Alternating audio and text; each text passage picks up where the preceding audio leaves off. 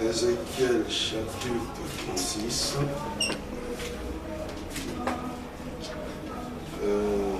le verset 35.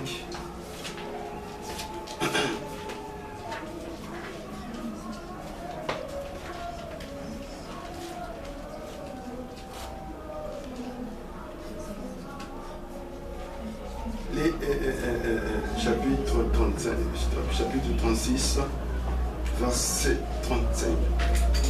Et l'on dira, cette terre dévastée est devenue comme un jardin d'Éden, et ces villes ruinées, désertes et abattues sont fortifiées et habitées. Et les nations qui resteront autour de vous seront pour moi l'Éternel. J'ai rebâti ce qui était abattu et planté ce qui était dévasté. Moi l'Éternel, j'ai parlé et j'agis. Amen. Ok, une fois de plus, que le Seigneur vous bénisse. Donc, nous sommes toujours sur notre enseignement sur Jakim et Boaz. Dimanche, que j'ai mis vendredi, il y a certaines choses qui se sont dites ici, mais d'autres personnes ne viennent que le dimanche, le dominicain, dommage. Il y a eu beaucoup de choses qui se sont dites. Ceux qui ont manqué, ils ont manqué. Généralement, dans le monde, on dit que ceux qui vont à la chasse prennent leur place. Alors, nous continuons ici sur la prédication de Jakim et Boaz. Nous avons dit que Jakim et Boaz, ce sont les deux piliers que Salomon avait mis au portique du temple. Vous devez faire une différence entre le portique et vos portes. Les portes, c'est ce que nous avons. Mais le portique, ça prend un aspect assez grand, assez spacieux, assez considérable. Et au départ, lorsque Salomon avait voulu mettre ses portiques, on ne comprenait pas. Ça semblait donner l'impression que Salomon faisait cela pour orner seulement le temple. Or, en réalité, nous avons découvert ici ensemble avec vous qu'il y avait des éléments cachés. Nous avons parlé ici du levier qui devait servir à protéger l'arche de l'alliance. Donc ce portique n'a pas seulement été fait pour pouvoir orner le temple, non. Mais ça servait comme d'ascenseur. S'il fallait que je puisse m'exprimer pour vous faire un peu comprendre les choses. Ça servait comme d'ascenseur.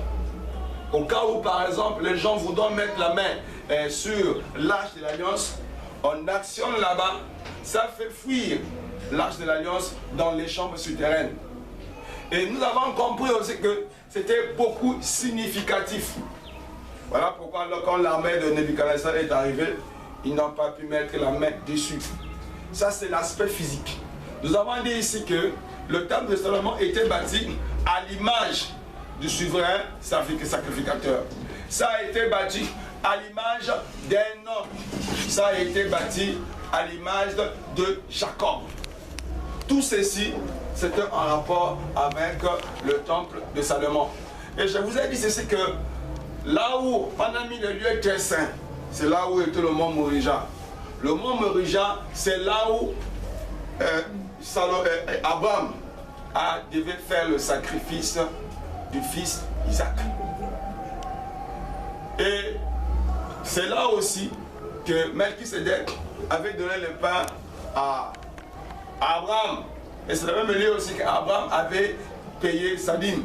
Voilà pourquoi lorsqu'il baptisait, quand il était question de bâtir le temple, David ayant eu l'inspiration, ayant eu les coordonnées, les données, il a donné les indications à Salomon. Il a dit quand il fallait bâtir le temple, parce que Dieu m'a privé de pouvoir bâtir le temple, voilà ce qu'il fallait faire. Et aujourd'hui aussi, les francs-maçons ont pris les mêmes éléments, ils ont imité les mêmes choses. Et dans leur loge, lorsqu'ils font l'initiation, ils appliquent aussi les mêmes lois. Donc les mêmes lois que nous utilisons, eux aussi les appliquent. Donc vous avez ici deux piliers. Là aussi vous avez deux piliers. Vous avez ici Jakim, vous avez ici Boaz. Jakim ici est à droite, lui ici est à gauche. Donc lorsqu'il faille faire l'initiation, qu'est-ce qu'ils font? Si la personne va rentrer au milieu ici là. Lorsque la personne rentre ici là, il va à l'illumination. Donc vous avez ici la force mâle, la force femelle, qui doivent s'agencer pour pouvoir créer un homme.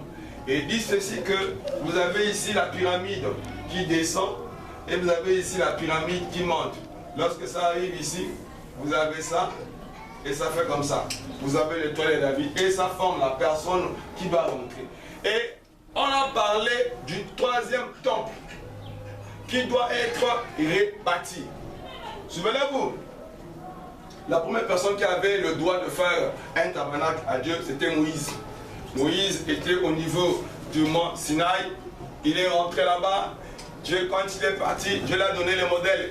Comment est-ce qu'il fallait bâtir le temple. Maintenant, quand Moïse a fait son temple, c'était toujours à l'image d'un être humain, à l'image du Messie, à l'image de Dieu. Mais dans le tabernacle de Moïse, j'ai prévu des choses aussi, mais peut-être on verra ça prochainement. Moi, je disais que on devait clore aujourd'hui. Dans le tabernacle de Moïse, la tente d'assignation était constituée de deux compartiments. Vous avez ici le lieu saint et vous avez ici le lieu très saint. Et vous avez là-bas le parvis extérieur. C'était fait à l'image de l'homme. Et quand Salomon arrive, lui aussi il a imité la même chose. Je vous ai dit ici que le temple de Salomon était détruit. Après, il y a eu Zorobabel qui est venu rebâtir. Et Hérode, quand il est venu, il a fait étendre les constructions qu'avait laissé Zorobabel. Et après, en 70 aussi, avec Titus, tout cela a été bâti. Et les Mahométans ont récupéré, ils ont fait ce qu'ils ont fait. Bref. Alors, mais Dieu, dans ces colonnes ici, nous avons la colonne de droite, nous avons la colonne de gauche. Nous avons cherché ici Jakim, c'est l'un des fils de Siméon. Et après nous avons compris qu'en fait, c'était un sacrificateur. Or, les sacrificateurs ne devaient qu'être à Jérusalem. Donc nous avons compris que Jakim, étant sacrificateur, étant quelqu'un qui devait rester à Jérusalem, ne pouvait être qu'un prêtre, un sacrificateur. Dans l'ancien temple, et même aujourd'hui, qui doit faire l'expiation, c'est le sacrificateur. Ce sont les Lévites, ses frères, ce sont les êtres humains. Mais Dieu les a destinés pour un devoir spécial. Voilà pourquoi il disait ici, mon frère, ma soeur, dans ta vie, tu devras toujours avoir un pasteur qui sera en train de faire l'expiation pour ton âme. Toi-même, tu ne pourras pas faire l'expiation. Il faut un Éphésien grec qui a été appelé au ministère, qui peut censé faire l'expiation pour toi. Et je vous ai dit ceci que dans le vieux sacerdoce, il y avait deux péchés qui n'avaient pas de pardon. Il y avait le péché de l'adultère et la fornication, ça, on lapidait les gens. Et vous avez le maître. Le maître, on devait bâtir, il y avait cette vie de refuge. Lorsque tu tuais quelqu'un, il fallait chercher à pouvoir arriver à la vie de refuge la plus proche. Et lorsque le souverain sacrificateur de votre temps mourait, vous toujours deviez vous tuer. En fait, c'était une forme de prison. Parce que ces deux péchés étaient impardonnables.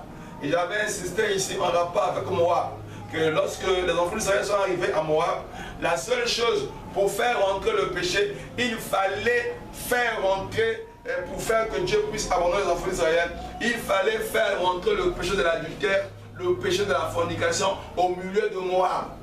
À ce moment-là, Dieu pouvait les frapper, ce qui a été fait.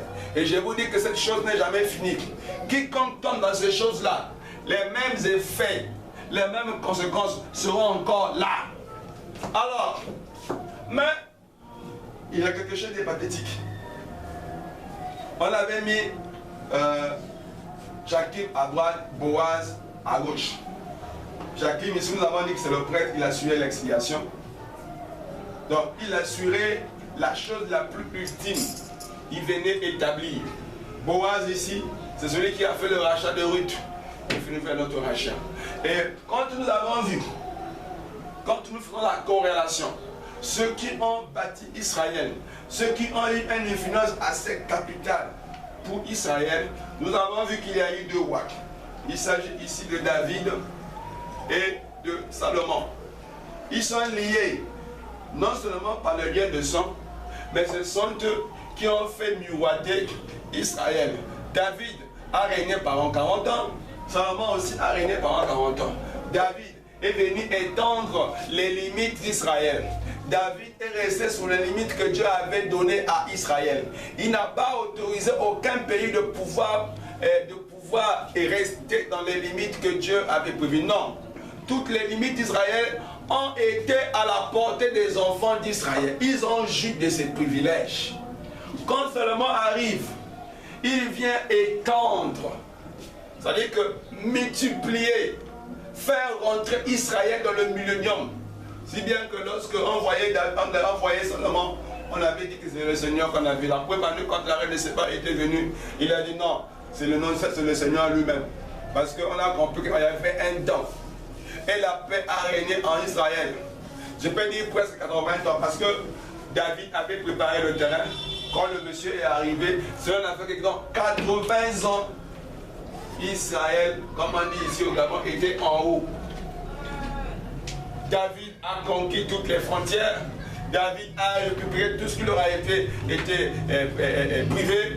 Il a fondé la ville de Jérusalem. Donc, il a étendu les limites d'Israël. Et Israël était dans le bonheur. Salomon est venu mettre. Alors, qu'est-ce qui se passe? David a régné avec fidélité. Il a respecté tous les préceptes que Dieu lui donnait. Lorsqu'il péchait, il demandait pardon. Il n'est pas parti prendre les dieux étrangers. Voilà le grand problème qui a fait que Israël après puisse avoir des difficultés. David n'est jamais allé consulter un dieu étranger, non. David avait toujours consulté l'Éternel. Il y avait le prophète Samuel qui l'avait intronisé. Au pouvoir, après la mort de Samuel, le prophète Nathan est venu continuer l'œuvre. Dans moins de pépins, il pouvait prier. Si Dieu n'a pas parlé en vision, en songe, ni par comment, il parlait par son prophète. Même quand il avait péché, le prophète venait lui dire que tu as péché. David dit, je demande pardon. Il pleure, il jeûne, Dieu le pardonne. Il dit, je suis un homme, je ne suis pas un ver. Restons moi la joie de mon salut. Ça veut dire qu'il avait ses hauts et ses bas. Mais ce qui était important, c'est quoi? Lorsqu'il péchait, il les reconnaissait et il réparait. Nous n'avons pas besoin ici des saints, non. Mais nous avons besoin des personnes, lorsque la personne pêche, il ne faut pas qu'il y ait la péché, il ne faut pas qu'il ait déjà des rangs de toi. Tu reconnais ton péché, répands. N'attends même pas qu'on vienne te fouiller, non. On te reproche, tu boudes. On fait ceci. Écoutez frère, tu vas aller en enfer, tu vas aller à la perdition. Mais tu ne veux pas écouter les conseils des gens. Tu ne veux pas écouter ce qu'on te dit. Toi, tu es le top. Frère, soeur, tu vas te fracasser la figure. Un enfant qui n'écoute pas les conseils des anciens, sa fin, c'est la perdition. Mais David, je disais tantôt que malgré ce haut et ce bas, il restait sur les principes de Moïse. Il respectait sur les principes que le prophète lui donnait. Alors, quand il arrive à la fin de sa vie, Dieu était content. Il a dit, tu es un fidèle serviteur. Tu as respecté pas à pas tout ce que moi je t'ai demandé de faire. Comme tu as respecté mes principes, par conséquent, le trône ne quittera pas ta maison. Tous les rois sortiront de toi. Tous les rois qui vont régner d'Israël sortiront de tes entrailles. Pourquoi? Parce que tu as respecté mes principes, mes préceptes. Frères, sœurs, vous allez faire des enfants. Vous aurez des petits-enfants. Vous voulez que ces petits-enfants-là soient bénis. Tout dépend de ce que vous faites. Voilà pourquoi je disais tantôt que ne faites pas ce que vous faites aujourd'hui parce que c'est vous-même. Non. Il y a des répercussions qui viendront sur ceux qui viennent. Aujourd'hui, les Américains vivent dans le bonheur, dans la joie. Nous les envions. Et vous ne savez pas ce qu'ils ont fait, ce que les parents ont fait. Ceux qui ont bâti les États-Unis ont bâti les États-Unis sur la prière, sur la Bible. À la chambre du Parlement américain, il y a une place vide. Il dit que cette place vide-là, c'est pour Dieu. Lorsqu'ils cherchent, ils disent que l'île est là aussi. Ils cherchent avec nous. Et Abraham même dit qu'il commence par la prière. Vous voyez une nation comme ça. Ils sont bâtis sur les principes de la Bible. Lesquels ont bâti les États-Unis? C'est les Washington. C'était des chrétiens. Les Abraham Lincoln. Et voilà. Et voilà pourquoi ces effets sont partis. Vous remarquerez, les pays les plus riches, ce sont les nations chrétiennes. Mais lorsqu'ils voyaient les pays musulmans, quand vous allez là-bas, malgré leur pétrole, malgré tout ce qu'ils ont, il y a les mendiants. Mais parmi les pays les plus riches, on ne retrouve pas un pays arabe.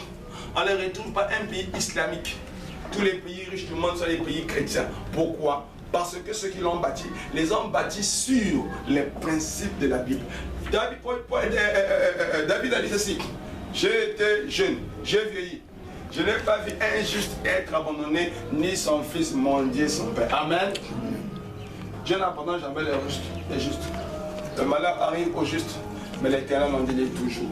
C'est vrai, il arrivera que les épreuves viennent comme des fleuves. Mais Dieu lèvera toujours un étendard.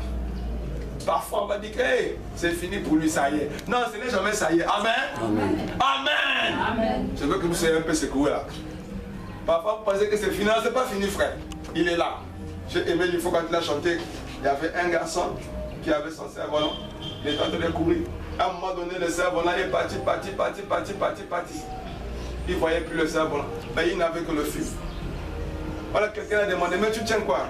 Il dit, je tiens quelque chose. Il est où? Dans les nuages là-bas, on ne voit pas ça. C'est vrai que je ne vois pas. Mais je sens les secousses. Amen. Amen. Et mon cœur est réjoui. Quand tu pries, c'est lui, frère. Quand ne te disent pas que tu n'es pas de Dieu, Dieu te connaît. Il y a quelque chose à faire avec toi. Amen. Ne te sous-estime pas. Aujourd'hui, nous parlons de Ruth. On en parle avec Boaz. Mais si on peut te dire que le début, tu n'allais pas croire. Ruth avait perdu son mari. Naomi l'a dit, je dois rentrer chez moi. Ruth a dit, ton Dieu sera mon Dieu. Peu importe. Mais tu es pour une Moabite, moi je suis juif. Il n'y a pas de corrélation. Tant mieux, allons-y. L'imprécation se passe spirituellement. Mais lorsqu'il est rentré, la chanson a changé les symphonies. Elle qui était devenue Moabite a été adoptée, a été rachetée. Et aujourd'hui nous parlons de Ruth. D'elle est venu les gens que vous connaissez. Donc c'est pour ainsi dire que Dieu n'abandonne pas ses enfants. Dieu n'est pas ingrat. Tout ce que vous faites, il va vous payer. Laissez les gens parler. Oui, les jeunes, les suicides. Ils volent l'argent partout. Ils escroquent les gens. Ils viennent blaser les gens. Vous savez comment il a fait pour avoir l'argent? L'argent, c'est par les génies. Frère Madame me dit, la prière élève l'homme. La prière élève l'homme comme Jésus. Si vous voyez un pasteur, un frère qui n'a rien à voir avec ça, et regardez-le avec les jumelles. Frère, tu es suspect. Tu es un infiltré. On ne te comprend pas, frère. Ce sont ces principes-là. Les Wesley, les anciens, ont bâti. Nous sommes en train de parler du bâtissement du temple de Salomon. Mais ne regardez pas seulement le temple physique, non. Le vrai temple, c'est toi et moi. C'est ce corps ici. Nous avons lu dans 1 Corinthiens chapitre 3, Paul dit ceci, le temple dont il est question, c'est ton âme, c'est ton corps. Dieu réside dans ton âme. La Bible dit, l'âme qui pêche, c'est celle qui mourra. Alors, que consiste alors bâtir le temple? Ah! Est-ce qu'il faut, j'ai des maçons ici, est-ce qu'il faut aller prendre la douillette? Est-ce qu'il faut aller prendre le ciment? C'est pas dont il est question ici. Non, monsieur. Salomon a fait son époque. Toi, tu n'as pas de bronze. Ici, il n'y a pas Hiram pour aller commander qu'il vienne te faire le bronze. Il était déjà mort, le Tyrien. Nous avons besoin de quelqu'un pour qu'il vienne bâtir nos piliers, frères. Car les piliers font le fondement de votre bâtisse. Alors ici, David et Salomon ont joué un rôle capital pour Israël. Donc nous avons dit ici que Joachim est en rapport avec David. Et David, ayant été obéissant à Dieu, pas boudeur, on dit comme ça, on fait ceci, frère, il ne faut pas bouder. Si on ne boude pas, on ne boude pas avec ce monsieur, frère. Alors, qu'est-ce qui s'est passé? Il a dit, les enfants venant de toi. Mais, le drame c'est quoi? Parmi ces femmes-là, il avait une de ces femmes qui s'appelait Athalie. Celle-là, elle a fait un